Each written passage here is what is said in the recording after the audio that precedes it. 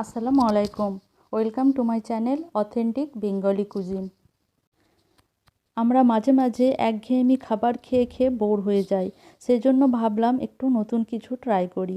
আমার আজকের রেসিপিটা একটু অন্য ধরনের। এটা বানাতে যেমন সহজ, খেতে কিন্তু ভীষণ মজার। আশা করি সকলের পছন্দ হবে। আর আমার আজকের রেসিপিটা যদি ভালো লেগে থাকে তাহলে অবশ্যই একটা লাইক দিয়ে দেবেন। আর যদি আমার চ্যানেলটিকে এখনও পর্যন্ত সাবস্ক্রাইব না করে থাকেন তাহলে অবশ্যই সাবস্ক্রাইব করে পাশে থাকা বেল আইকনটিকেও প্রেস করে দেবেন। তার সঙ্গে অল অপশান যেটা আসবে সেটাকেও প্রেস করে দেবেন। তাহলে আমার চ্যানেলের নিত্য নতুন সহজ ও মজাদার রান্নার নোটিফিকেশান সবার আগে আপনার কাছে পৌঁছে যাবে। আর এটা কিন্তু সম্পূর্ণ ফ্রি। এই রেসিপিটা বানানোর জন্য আমি 200 গ্রাম কুমড়ো নিয়েছি। আর কুমড়োটাকে ভালোভাবে ধুয়ে পানি ঝরিয়ে আমি তারপরে গ্রেট করে নিয়েছি এভাবে। এবার গ্রেট করা কুমড়োর মধ্যে একটা মাঝারি সাইজের পেঁয়াজ স্লাইস করে কাটা দিয়ে দিচ্ছি। তারই সঙ্গে দিয়ে দিচ্ছি 3টে কাঁচা লঙ্কা কুচি, দিয়ে দিচ্ছি 1 চামচ রসুন কুচি আর 1 চামচ আদা কুচি। এবার হাফ কাপ ধনেপাতা কুচি দিয়ে দিচ্ছি। নুন দিচ্ছি স্বাদ মতো। 1 টেবিল চামচ চিনি অ্যাড করে দিচ্ছি।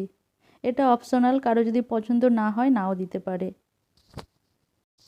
গোলমরিচ গুঁড়ো দিচ্ছি হাফ টিস্পুন।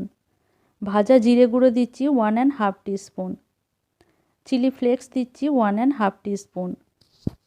গরম মশলা গুঁড়ো দিচ্ছি হাফ টিস্পুন। তো এখানে দেখুন হাফ কাপ মুসুর ডাল আমি ভালোভাবে ধুয়ে ভিজিয়ে রেখেছিলাম, তারপরে এভাবে বেটে নিয়েছি। তো মুসুর ডালটা যখন বাটবেন ট্রাই করবেন একদম পানি না দিয়ে বাটার, তাহলেই ভালো হবে। এবার সব উপকরণগুলো একসঙ্গে ভালোভাবে মিশিয়ে নেব। দেখুন এটা আমার খুব ভালোভাবে মাখানো হয়ে গেছে। এবার এটা আমি বানাবো। তো এখানে আমি ব্রেড ক্রাম্বস নিয়ে নিয়েছি। এইভাবে দেখুন গোল আকার দিয়ে চ্যাপটা করে নেব। তারপরে ব্রেড ক্রাম্বসের ওপর এটাকে ভালোভাবে কোট করে নেব।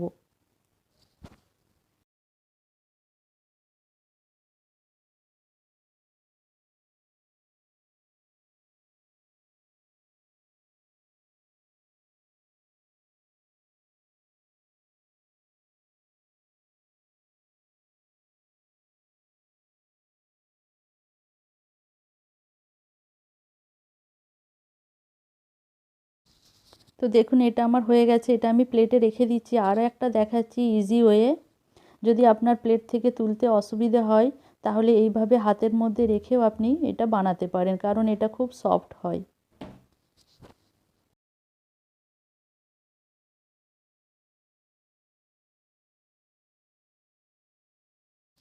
সবগুলো বানানো হয়ে গেলে 2 থেকে 3 ঘন্টার জন্য এগুলোকে আমি ফ্রিজে রেখে দেবো, তাতে করে এগুলো খুব ভালোভাবে সেট হয়ে যাবে। দেখুন 2 থেকে 3 ঘন্টা ফ্রিজে রাখার পর এগুলো কিন্তু খুব সুন্দরভাবে সেট হয়ে গেছে।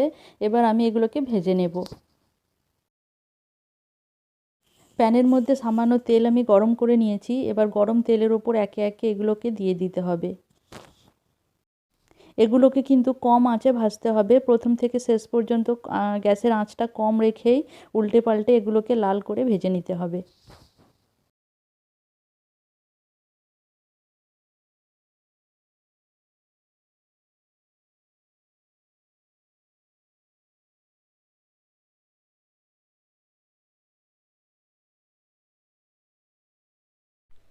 আর দেখুন এইভাবে উল্টে পাল্টে এগুলোকে ভেজে নিতে হবে।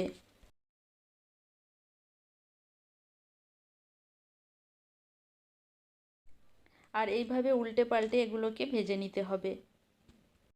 দেখলেন তো রেসিপিটা কতটা সহজ। এটা বানাবার পরে অবশ্যই কমেন্ট করে জানাবেন আপনাদের বানানো রেসিপিটা কেমন হলো। আপনাদের এই মূল্যবান কমেন্টগুলো আমাকে ভীষণভাবে প্রেরণা যোগায় নিত্য নতুন আরও সহজ রান্না করার জন্য।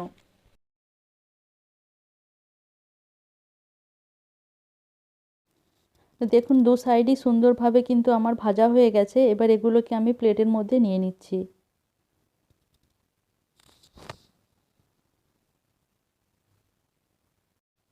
তাহলে এই সহজ ও মজাদার রেসিপিটা বাড়িতে অবশ্যই ট্রাই করবেন।